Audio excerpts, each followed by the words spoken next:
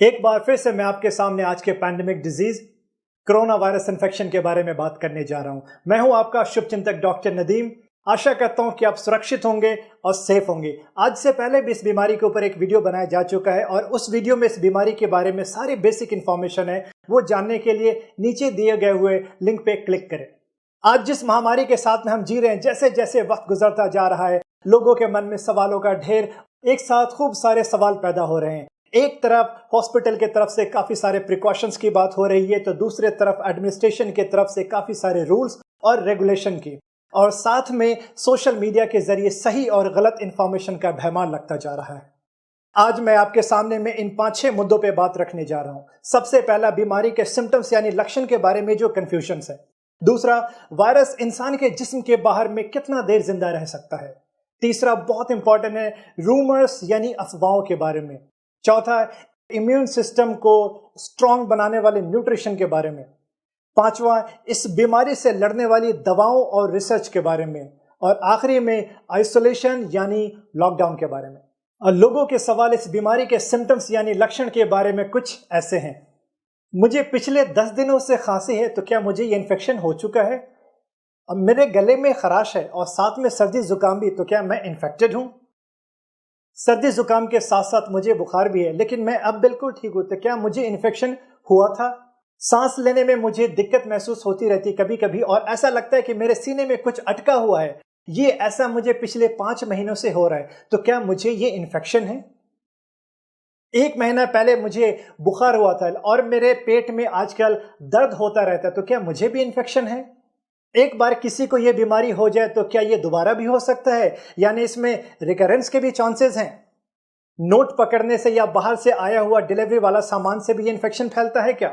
सब्जी या ग्रोसरी का सामान लाने के बाद डेटॉल से धोना चाहिए क्या? आजकल हाइड्रोक्सीक्लोरोक्वीन के बारे में काफी बातें हो रही है, मैं एडवांस में खा लूं क्या? इम्यून सिस्टम को मजबूत बनाने के लिए हमें क्या क्या करना चाहिए? मैं अपने एक दोस्त के साथ में था और वो बाद में पॉजिटिव पाया गया, उसको हॉस्पिटल भी शिफ्ट किया गया, लेकिन मेरे अंदर में कोई भी सिम्टम्स नहीं है, तो क्या मैं सेफ हूं और मुझे आगे टेस्ट करवाने के लिए जाना चाहिए? आइए मैं आपके सवालों का जवाब देता हूं। आप सबसे पहले इस बीमारी को अच्छे से समझने की कोशिश करिए। ये एक ड्रॉपलेट इन्फेक्शन है, यानी कि जो इन्फेक्टेड इंसान है उनके खांसने या छींकने पे वो वायरस ड्रॉपलेट्स के साथ में बाहर आता है और उनसे क्लोज कांटेक्ट की वजह से उनके अगल बगल में रहने वाले इंसान को सांस के जरिए होते हुए उनके लंग्स में चला जाता है यह वायरस, और इस तरह से वहां पे भी इन्फेक्शन फैला देता है। वायरस से एक्सपोजर के 2 से 12 दिन के बाद इंसान के अंदर में सिम्टम्स पैदा होना शुरू होता है। अगर किसी को सिर्फ खांसी है, सिर्फ सर्दी जुकाम है, या सिर्फ हल्का हल्का सीने में दर्द है, या सिर्फ गले में खराश है, तो आपको ये वायरल इन्फेक्शन नहीं है। आपको डरने की जरूरत नहीं है। ये नॉर्मल सा कोल्ड या वायरल फीवर भी हो सकता है। कोरोना वायरस डिजीज के लक्षण कुछ ऐसे हैं। सूखी खांसी, बुखार और सांस लेने में दिक्कत। एक साथ सारे लक्षण सामने नहीं आते हैं। सबसे पहले फटीग, उसके बाद साथ में सर में दर्द, फिर अगले दिन बुखार और गले में खराश और खांसी, फिर पूरे जिस्म में जॉइंट्स में दर्द होगा। उसके बाद 4th-5th डे पे सांस में दिक्कत महसूस होना, और फिर उल्टी और लूज मोशन साथ में हो सकता है। 7वें या 8वें दिन पे लक्षण में सुधार होगा। अगर सुधार हो रहा है तो इसका मतलब है कि आपके बॉडी ने वायरल इन्फेक्शन को बर्दाश्त कर लिया है और आप बिल्कुल सेफ है। आपकी बॉडी अब इस वायरस से रेजिस्टेंट हो चुकी है। लेकिन लक्षण और बिगड़ते जा रहे हैं, जैसे सांस लेने में बहुत ज्यादा तकलीफ, सीने में टाइटनेस, होठ का रंग बदलना। तो ऐसे सिचुएशन में आपको इमरजेंसी की जरूरत है। और वैसे हर मुल्क में इंसान की इम्यूनिटी के हिसाब से अलग अलग असर देखा जा रहा है, इसलिए कुछ मुल्क में डेथ रेट ज्यादा है तो कुछ मुल्क में ज्यादा नहीं है, और लगभग 25% लोगों में कोई भी सिम्टम्स नहीं दिखाई दे रहा है।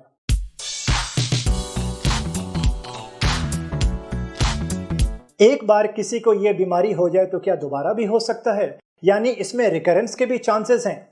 आपको ये इन्फेक्शन हो जाए तो आपके शरीर में एंटीबॉडीज बन जाते हैं जो कि ज्यादा दिन तक रहेगा, लेकिन लाइफ टाइम इम्यूनिटी नहीं है इससे। अभी दोबारा हो सकता है लेकिन जल्दी नहीं।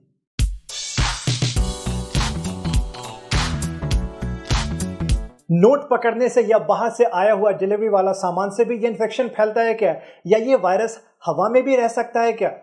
आपको बताता चलो, ये वायरस इन्फेक्टेड इंसान के खांसने और छींकने से ड्रॉपलेट्स के साथ बाहर निकलता है और नए रिसर्च के हिसाब से यह वायरस हवा में 2.5 से 3 घंटे तक रह सकता है। इसके अलावा गत्ता यानी कि कार्डबोर्ड पे 1 दिन, प्लास्टिक और स्टील पे 3 दिन, लकड़ी और ग्लास पे 5 दिन, एल्युमिनियम पे 8 घंटा रह सकता है।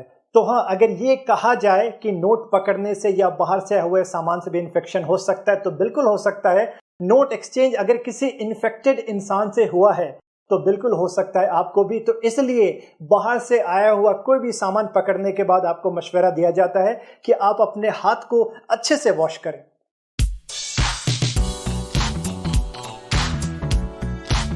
सब्जी या ग्रोसरी का सामान लाने के बाद डेटॉल से धोना चाहिए क्या? सब्जी या नॉनवेज आइटम को डेटॉल से नहीं धोना चाहिए।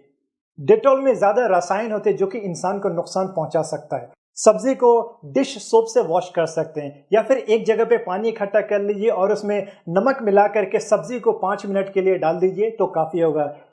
और इसके अलावा या तो पानी और विनेगर से भी धो सकते हैं। ज्यादा अच्छा से पका लेना काफी होगा डिसइंफेक्शन के लिए, और खाने से ये इन्फेक्शन नहीं फैलता है। ये एक रेस्पिरेटरी डिजीज है।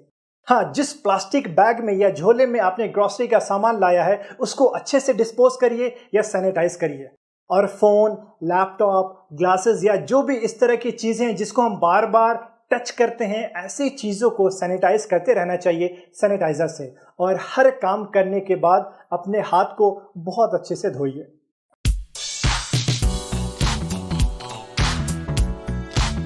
आजकल हाइड्रोक्सीक्लोरोक्वीन के बारे में काफी बातें हो रही है। मैं एडवांस में खा लूं क्या? हाँ, इस पे रिसर्च जारी है। ये मलेरिया को ठीक करने वाले दवाओं में से एक है।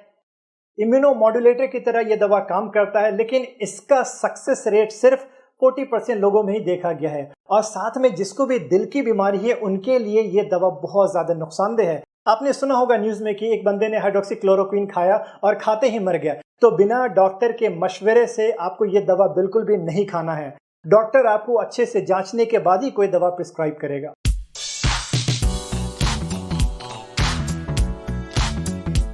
मैं अपने एक दोस्त के साथ में था और वो बाद में पॉजिटिव पाया गया। उसके अंदर सिम्टम्स भी थे, उसको हॉस्पिटल भी शिफ्ट किया गया, लेकिन मेरे अंदर में कोई भी सिम्टम्स नहीं। तो क्या मैं सेफ हूं या मुझे आगे कोई टेस्ट करवाने की जरूरत है?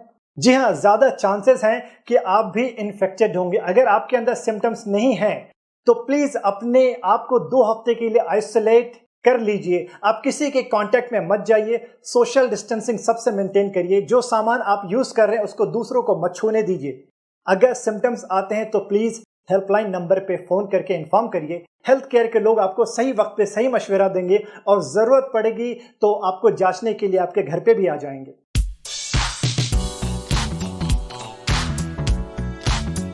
मेरे घर में एक केस पॉजिटिव है और उनको माइल्ड सिम्टम्स है। हमें क्या क्या प्रिकॉशंस लेना चाहिए? हॉस्पिटल में जांच हो चुका है और पॉजिटिव हैं। माइल्ड सिम्टम्स या ना के बराबर सिम्टम्स होने की वजह से ही डॉक्टर ने उन्हें होम आइसोलेशन के लिए मशवरा दिया है। तो आप उनके लिए एक रूम और वॉशरूम बिल्कुल अलग कर दीजिए। जो पेशेंट है उनको लगातार मास्क पहनना चाहिए और मास्क गीला होते ही बदल लेना चाहिए। उनके लिए इस्तेमाल का सारा सामान अलग होना चाहिए। फैमिली के अंदर भी सबसे सोशल डिस्टेंसिंग मेंटेन करिए। जिस प्लेट या ग्लास का इस्तेमाल वो करते हैं उनको अच्छे से वॉश करिए, ग्लव्स पहन के, और वो भी डेटॉल के पानी से। आप जब भी उनको सर्व करने जाएं दवा, पानी या खाने के लिए, तो प्लीज आप भी ग्लव्स और मास्क अच्छे से पहन के जाइए। बाद में अच्छे से ग्लव्स एंड मास्क को डिस्पोज करिए और अपने आप को सैनिटाइज करिए। आप अपने घर पे भी उनके बॉडी टेम्परेचर को लगातार देखते रहिए। बीच बीच में सिम्टम्स अगर ज्यादा बढ़ रहा है या सांस लेने में तकलीफ हो रही है तो प्लीज हॉस्पिटल को इन्फॉर्म करिए या हॉस्पिटल लेके जाइए। साथ में इस बात का भी ख्याल रखिए कि पेशेंट के साथ ऐसा बर्ताव मत करिए कि उनको डिस्क्रिमिनेशन जैसा फील हो, यानी कि उनको भेदभाव ना लगे। ऐसे सिचुएशन पे मरीज को भी और हेल्दी इंसान को भी समझने की जरूरत है कि अभी जो भी हो रहा है वो वक्त की नज़ाकत है और सिर्फ 2 से 3 हफ्ते की बात है। और घर पे जो भी बूढ़े ज़ईफ लोग हैं उनको मरीज से काफी दूर रखिए।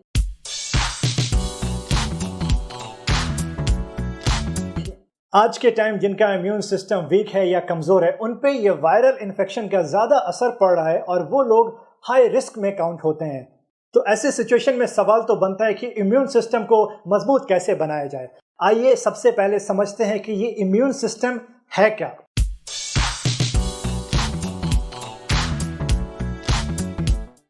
ये ऑर्गन्स, सेल्स और प्रोटीन्स का एक नेटवर्क है। इम्यून सिस्टम हमारे शरीर का एक नेचुरल सपोर्ट सिस्टम है जो हमें जर्म्स, बैक्टीरिया, वायरसेस और माइक्रोब्स से सेफ रखता है। हमें कोई भी बीमारी होनी होती है तो सबसे पहले ये खुद फाइट करता है, और अगर ये हार जाए तो हमें बाहर से दवाओं की जरूरत पड़ती है।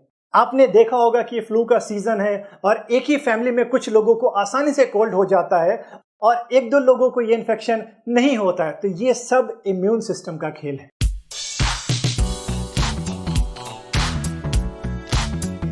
अब आपको कैसे समझ में आएगा कि आपका इम्यून सिस्टम मजबूत है या कमजोर? आपको 5 लक्षण बताने जा रहा हूं जिससे पता चलेगा आपका इम्यून सिस्टम कमजोर है और आपको ज्यादा प्रिकॉशंस लेने की जरूरत है। एक इंसान को अगर बहुत जल्दी से कोल्ड हो जाए, बहुत आसानी से कोल्ड हो जाए, आपने देखा होगा कि कुछ लोगों को सालों भर सर्दी जुकाम है। आपको बताता चलूं कि एक नॉर्मल और एवरेज हेल्दी इंसान को एक साल में सिर्फ 2 से 4 बार ही सर्दी जुकाम होता है। सर्दी जुकाम नॉर्मली 3 से 4 दिन में ठीक हो जाता है, लेकिन अगर किसी को 8 से 10 दिन या उससे ज्यादा लग रहा है ठीक होने में, तो इसका मतलब उनका इम्यून सिस्टम थोड़ा कमजोर है। नाक का अक्सर सूखा रहना यानी कि ड्राई नोज आपका गीला है तो इसका मतलब म्यूकस सिक्रीशन सही हो रहा है। ये म्यूकस जर्म्स, बैक्टीरिया को आसानी से पकड़ लेते हैं और सही डायरेक्शन में डिस्पोज कर देते हैं। अगर लगातार सूखा रह रहा है आपका नोज तो इम्यून सिस्टम के कमजोर होने की निशानी है ये। आपको कोई भी इंजरी हो जाए ब्लेड से या शीशे से या कोई भी जख्म हो जाए तो उसको हील होने में या ठीक होने में ज्यादा वक्त लग रहा है, और जरा सा काम करके जल्दी थक जाना और ऐसा लगता है कि जैसे जिस्म में ताकत ही नहीं है और कोई भी काम करने का मन नहीं होता है, स्टैमिना बिल्कुल भी नहीं है और हमेशा सोने का मन कर रहा है, तो इसका मतलब इम्यून सिस्टम आपका कमजोर है।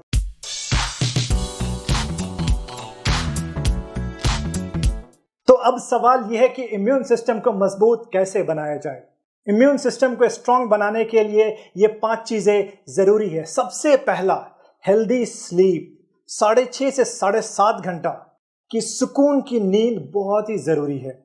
हेल्दी डाइट यानी कि स्वस्थ आहार, फ्रूट्स और वेजिटेबल के साथ।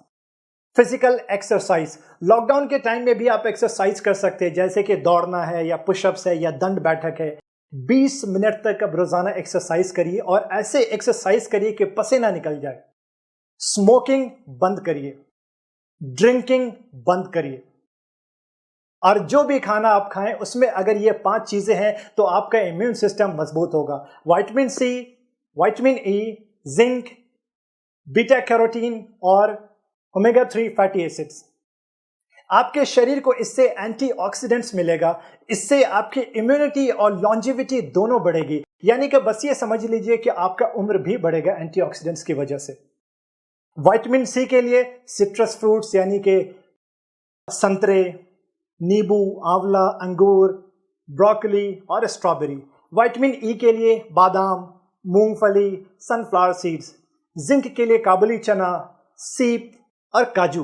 बीटा कैरोटीन के लिए गाजर, एप्रिकॉट, आम, साथ में पपीता, शकरकंदी, साग, हरी सब्जी और कद्दू। ओमेगा 3 फैटी एसिड्स के लिए ऑयली फिश और अखरोट। आपका सवाल यह भी हो सकता है कि ये सारे न्यूट्रिएंट्स तो टैबलेट या दवाओं में भी मिल सकता है। हाँ बिल्कुल, सप्लीमेंट्स के नाम पे कितने सारे मेडिसिन हैं मार्केट में, जैसे कि बीकोसुल्स, A to Z, जिसके अंदर मल्टीविटामिन्स और एक साथ काफी सारे मिनरल्स होते हैं। लेकिन कोई भी सप्लीमेंट्स लेने से पहले अपने नजदीकी डॉक्टर का मशवरा जरूर लीजिए। आपके मन में यह भी सवाल आ रहा होगा कि ये इतने सारे फ्रूट्स और सब्जी तो काफी महंगे होंगे। आपको मैं याद दिलाता चलूं कि आप इससे ज्यादा महंगी दवाएं 1 महीना में खा लेते हैं, तो ज्यादा अच्छा है कि ऑर्गेनिक फूड, फ्रूट्स, सब्जी का सेवन करें।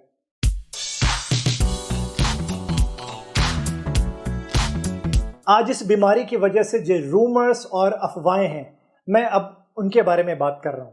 अफवाहों का मामला ऐसा है कि लोग इस बीमारी से नहीं बल्कि अफवाहों से अपनी जान गंवा बैठेंगे, और इन अफवाहों की वजह से लोगों ने इसे पॉलिटिकल और धार्मिक स्टेटस भी दे दिया है। ये एक वायरस है जो हम में से किसी को भी हो सकता है। पूरे दुनिया में लोगों को इन्फेक्शन फैलता जा रहा है, तो आपस में एक दूसरे को ब्लेम करना गलत बात है। सबसे पहला अफवाह, और जो कि बहुत ही वियर्ड है, कि अगर किसी को ये इन्फेक्शन होगा तो उनको मार दिया जाएगा। अरे कौन फैलाता है ऐसी बातें? प्लीज, ऐसा कुछ नहीं है। आपको मैं बताना चाहूंगा कि ये बिल्कुल गलत बात है। आप में से किसी को भी अगर इन्फेक्शन होगा तो उनको स्पेशल केयर दिया जाएगा, आइसोलेट करके निगरानी में रखा जाएगा और इलाज किया जाएगा। आइसोलेट करके आपकी सेहत का ख्याल रखा जाएगा और साथ में दूसरे लोग का भी। दूसरा अफवाह, सरकार ने अपने फायदे के लिए लॉकडाउन किया है। अभी जब तक कोई दवा या वैक्सीन नहीं आती है मार्केट में तो इसका एक ही इलाज है और वो है खुद को आइसोलेट करना, लॉकडाउन करना, ताकि इस वायरस को एक से दूसरे में फैलने से रोका जा सके। सरकार ने आपकी और हमारी जान बचाने के लिए यह कदम उठाया है। और एक अफवाह यह भी है कि जिस सैनिटाइजर से हम अपने हाथ की सफाई कर रहे हैं वो सैनिटाइजर में तो अल्कोहल होता है, तो क्यों ना शराब को हम अच्छे से पी ले, हमारा पूरा का पूरा शरीर ही सैनिटाइज हो जाएगा। ऐसा भूले से भी मत करिएगा। जिस अल्कोहल को पीने में इस्तेमाल किया जाता है वो इथाइल अल्कोहल है और जो सैनिटाइजर में यूज किया जाता है वो आइसोप्रोपाइल अल्कोहल है। दोनों ही बिल्कुल अलग है। सैनिटाइजर को जबान पे लगाना आपके लिए नुकसानदेह होगा और अल्कोहल यानी शराब पीने से इम्यूनिटी और भी कम हो जाएगी, जिससे इन्फेक्शन का चांस और ज्यादा बढ़ जाएगा। अभी 5 दिन पहले का न्यूज़ है आंध्र प्रदेश में किसी एक जगह पे कि एक शराबी आदमी जिसको शराब नहीं मिला लॉकडाउन की वजह से, तो उसने डिप्रेशन में आकर के सैनिटाइजर ही पी लिया और वो मर गया। ईरान में एक अफवाह उड़ गया था कि मीथेनॉल पीने से कोरोना वायरस का इलाज हो जा रहा है और उसकी वजह से बहुत सारे लोगों ने मिथेनॉल पी लिया और जिसकी वजह से 2800 लोग बहुत सीरियसली बीमार पड़ गए और 350 लोगों की मौत हो गई। मिथेनॉल के बारे में आपको बताता चलूं कि ये अल्कोहल का एक पॉइजनस फॉर्म है। इसका इस्तेमाल पाइपलाइंस में anti freeze, glass cleaner, fuel यानी कि ईंधन, डीनेचर्ड अल्कोहल और स्पिरिट बनाने में किया जाता है। अगर मिथेनॉल को कोई इंसान 25 से 90 मिलीलीटर पी ले तो उसके लिए ये जानलेवा साबित हो सकता है। इसका सिर्फ 10 से 15 मिलीलीटर इंसान को पूरी तरह अंधा बना सकता है। एक और न्यूज़ है मार्केट में कि लहसुन यानी कि गार्लिक को पानी में बॉईल करके पीने से इसका इलाज हो सकता है। लहसुन खाने से इम्यून सिस्टम स्ट्रांग होता है, ये बिल्कुल सही बात है, लेकिन इसका इस इन्फेक्शन के इलाज से कोई लेना देना नहीं है। अभी कोई भी हर्बल मेडिसिन नहीं बनाया गया है। और सबसे ज्यादा अफवाह जो उड़ रहे हैं वो दवाओं के बारे में। आयुर्वेदिक वालों ने इसका इलाज ढूंढ लिया है। इस बात को आयुर्वेदिक के हेड डिपार्टमेंट से भी कंफर्म किया गया और उन्होंने साफ कहा है कि हमने ऐसा कोई भी क्लेम नहीं किया है। और कितने लोगों ने जड़ी बूटियों से नई दवा बना के बेचना भी शुरू कर दिया है और लोगों ने खरीदना भी शुरू कर दिया है। क्लोरोक्विन और हाइड्रोक्सी क्लोरोक्विन इसका पक्का इलाज है। आपको जैसे मैंने हाइड्रोक्सी क्लोरोक्विन के बारे में बताया कि ये एक मलेरिया के इलाज करने वाली दवा है जो कि इम्यूनोमॉड्यूलेटर की तरह इंसान के जिस्म में काम करता है और अभी भी इस पे रिसर्च जारी है। ये एक पोटेंशियल मेडिसिन है, इसका इलाज में काम आ सकता है फ्यूचर में, लेकिन इसका सक्सेस रेट अभी सिर्फ 40% लोगों में देखा गया है, सभी में नहीं। और जिनको भी दिल की बीमारी है उनके लिए जानलेवा है। अभी इसको अप्रूव नहीं किया गया है। हाइड्रोक्सी क्लोरोक्विन के नाम पे काफी सारी फेक दवाएं बनाई जा रही है, काफी सारी नकली दवाएं बनाई जा रही है और लोग इससे मिलियंस का बिजनेस भी कर रहे हैं। इन नकली दवाओं की वजह से लोगों के सेहत पे काफी असर पड़ रहा है।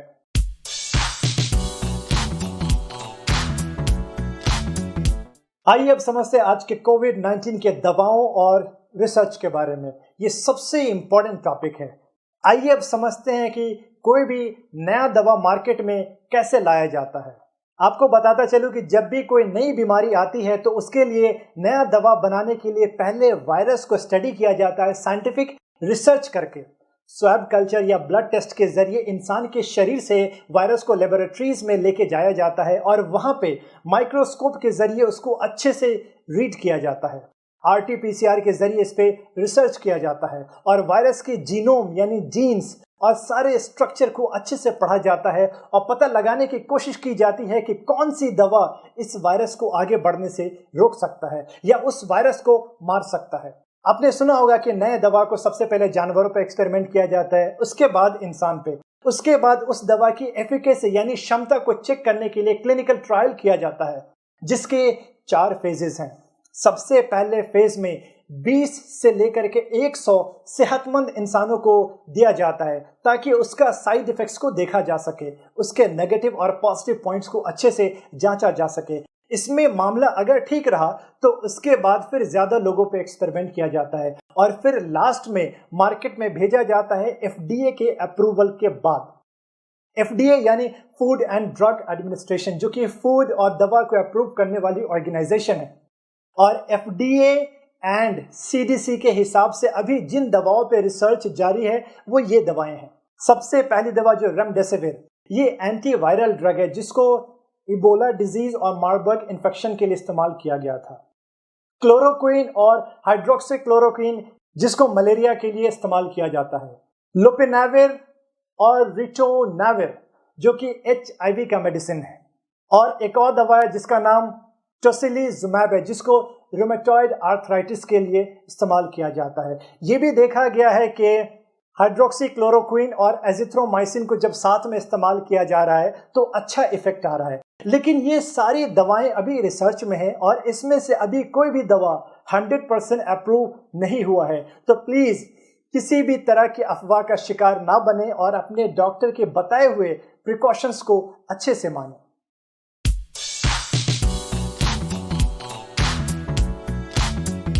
अब ये वायरस का इंडिया पे क्या असर पड़ रहा है?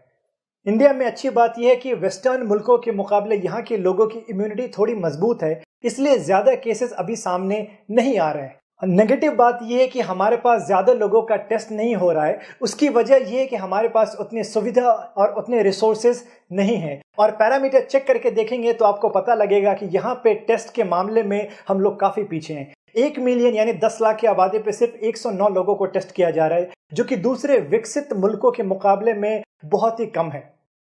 साउथ कोरिया ने दुनिया के सामने में एक मिसाल पेश किया है। मास टेस्टिंग किया गया, एक दिन में 15-15 हजार लोगों का टेस्ट किया गया। ज्यादा से ज्यादा लोगों को टेस्ट करके पता किया गया और जो लोग इन्फेक्टेड थे उनका सही वक्त पे इलाज किया गया। रास्ते में जाने वाले, गाड़ी पे बैठने वाले, फोन पे रहने वाले हर इंसान में अगर सिम्टम्स दिखा तो उनको हॉस्पिटल में शिफ्ट किया गया और उनको सही टाइम पे इलाज दिया गया। और वहां पे सिर्फ सिम्टोमेटिक लोगों का ही लॉकडाउन किया गया, पूरे मुल्क को लॉकडाउन करने की जरूरत नहीं पड़ी। जब तक कोई वैक्सीन या दवा नहीं आता है इस बीमारी का, तो इसका सबसे अच्छा इलाज है अपने आप को लॉकडाउन करके रखना, यानी कि अपने आप को सेफ करके रखना। हमारे सरकार ने सही वक्त पे फैसला लिया लॉकडाउन करने का, लेकिन इस लॉकडाउन को अगर सिर्फ 70% लोग फॉलो करेंगे और अगर के 30% लोग फॉलो नहीं करेंगे तो इसका कोई फायदा नहीं होगा। अभी भी कितनी जगहों पे ये देखा गया कि लोग बाहर सुकून और मजे में घूम रहे हैं और एक साथ काफी जगह पे इकट्ठे भी हो रहे हैं और पुलिस की गाड़ी की आवाज आते ही वो भाग जाते हैं। समझने की कोशिश करिए कि ये आपकी जिंदगी और आपके सेहतमंद रखने के लिए ही किया गया है। एक इंसान का इन्फेक्शन बहुत सारे लोगों को महंगा पड़ सकता है। ज्यादा लोगों का टेस्ट नहीं होगा तो हम पता नहीं कर पाएंगे कि हम में से कौन इन्फेक्टेड है और कौन सेहतमंद। तो जब ज्यादा से ज्यादा टेस्ट नहीं होगा तो ज्यादा पॉजिटिव केसेस हमारे सामने नहीं आएंगे। तो इस खुशफहमी में मत रहिए कि हिंदुस्तान में ज्यादा असर नहीं कर पाएगा ये वायरस। आज 16 अप्रैल के सुबह तक इंडिया में 12,000 केसेस से ज्यादा पॉजिटिव आ चुके हैं। तो आप ये मत समझिए कि सिर्फ 12,000 लोग ही इन्फेक्टेड है कोरोना से। 12,000 का मतलब है कि कम से कम 1,20,000 से ज्यादा लोग हैं जो कि इन्फेक्टेड घूम रहे हैं। वो इसलिए कि 12,000 लोग जिनका पॉजिटिव आया है उनका टेस्ट सिम्टम्स आने के बाद में किया गया था। ये इन्फेक्शन जब एक इंसान को हो जाए तो पहले 2 से 7 दिन तक कोई भी सिम्टम्स नहीं आता है, लेकिन वो दूसरों को आसानी से इन्फेक्शन दे सकता है। तो अभी भी लॉकडाउन को अच्छे से फॉलो करने की जरूरत है, अपने आप को सेफ रखने की बहुत जरूरत है। अमेरिका और इटली में एक एक दिन में 1000 लोगों की मौत हो रही है। वो इतने ज्यादा डेवलप्ड होने के बाद भी उनके पास हॉस्पिटल बेड्स, डॉक्टर्स और इंफ्रास्ट्रक्चर की कमी पड़ गई है और वो मैनेज नहीं कर पा रहे हैं। उस फेज में इंडिया अगर पहुंच गया तो हमारे लिए बहुत मुश्किल होगा इसका सामना करना। आज 16 अप्रैल के सुबह तक पूरे दुनिया में 20,70,000 से ज्यादा लोग इन्फेक्टेड हैं और 1,32,000 से ज्यादा लोगों की मौत हो चुकी है। इंडिया में लगभग 390 लोगों से ज्यादा की मौत हो चुकी है और ये नंबर बढ़ता ही जा रहा है। ऐसे महामारी से लड़ने के लिए हेल्थ केयर वर्कर्स यानी डॉक्टर्स, नर्सेज और जो भी स्टाफ हैं हॉस्पिटल में, वो सबसे आगे खड़े हैं। लॉकडाउन को अच्छे से फॉलो करने के लिए हर जगह पे पुलिस लगी हुई है। ये सारे फ्रंट लाइन वर्कर्स हैं जो अपनी जान की परवाह किए बिना आप सबकी हिफाजत कर रहे हैं। और ऐसे माहौल में जब न्यूज आता है कि डॉक्टर्स पे किसी ने हाथ उठा दिया या पुलिस पे किसी ने अटैक कर दिया, तो मान के चलिए लोगों का इंसानियत से यकीन उठ जाएगा। प्लीज ऐसा मत करिए। डॉक्टर्स और पुलिस या एडमिनिस्ट्रेशन से जो भी इंफॉर्मेशन आपके पास आते हैं, प्लीज उसको फॉलो करिए, इसी में हम सबकी भलाई है। लॉकडाउन को फॉलो करिए, आपकी हिफाजत ही पूरे मुल्क की हिफाजत है। डॉक्टर्स के बताए हुए सारे प्रिकॉशंस को मानिए, एक दूसरे की मदद करिए, सेफ रहिए और सेहतमंद रहिए। Thank you so much.